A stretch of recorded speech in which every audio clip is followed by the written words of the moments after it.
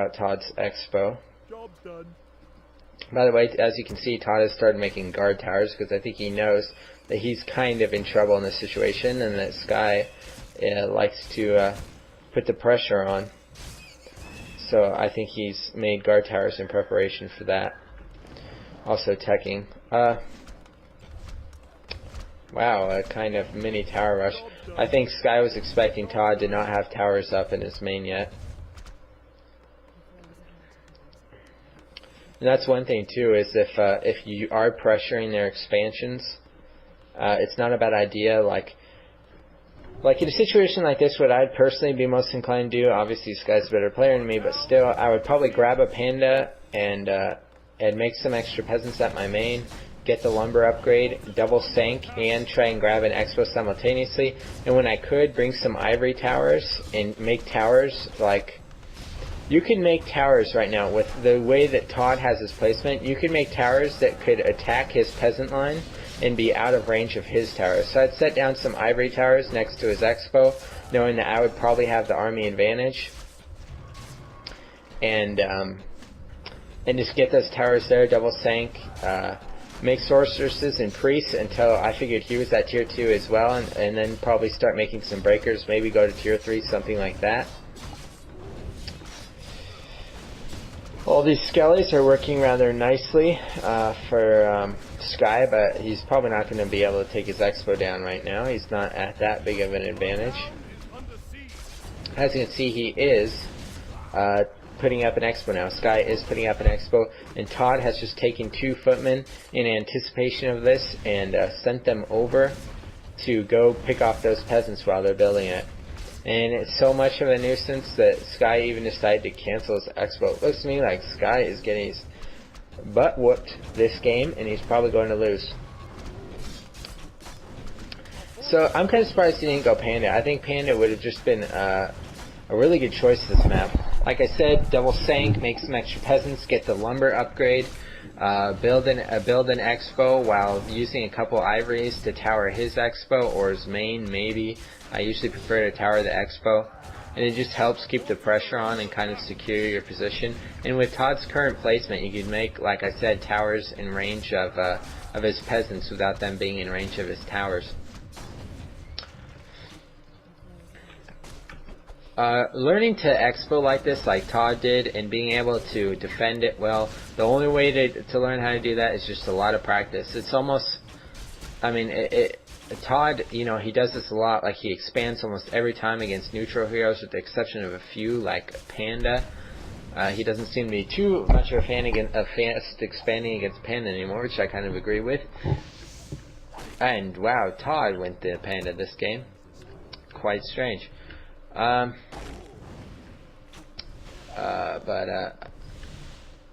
was I gonna say?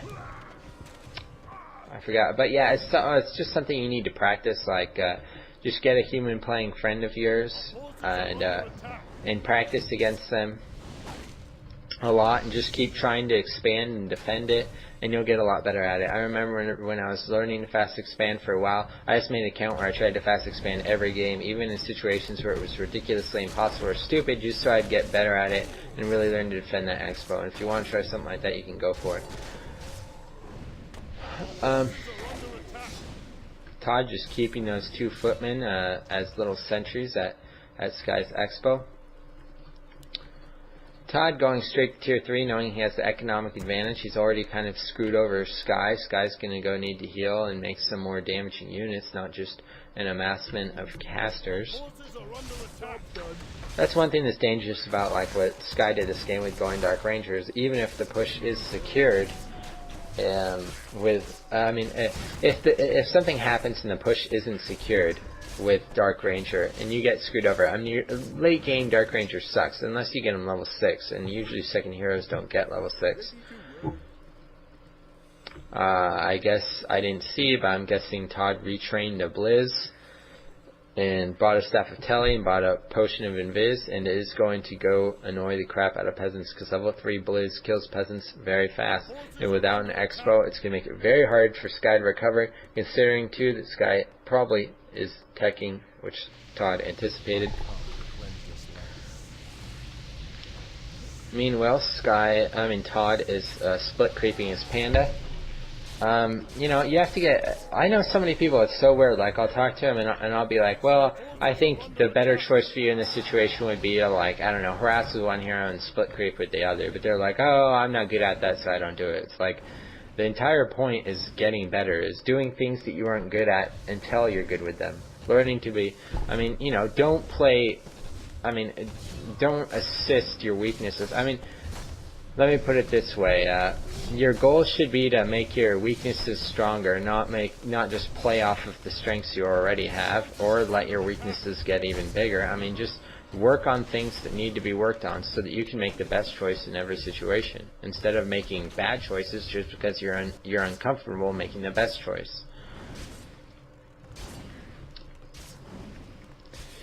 Todd, he doesn't have his main hero there, and he's kind of owning the peasants in Sky's base. Every time Sky tries to attack with a militia, he's just blizzing on them, like so.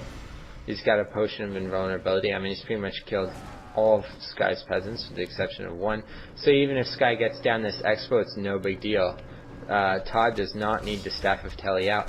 That's one thing too. When you expand, no matter what race you're against, really, if you fast expand or something, mid game and sometimes early game, if you go for their main, like if they go to kill your expo or something, and you go for their main, and the trade-off is essentially going to be, okay, if they kill my expo, they're going to lose all their peasants in their main, and I'm still going to have my main peasants. Obviously, you're going to be in the advantage.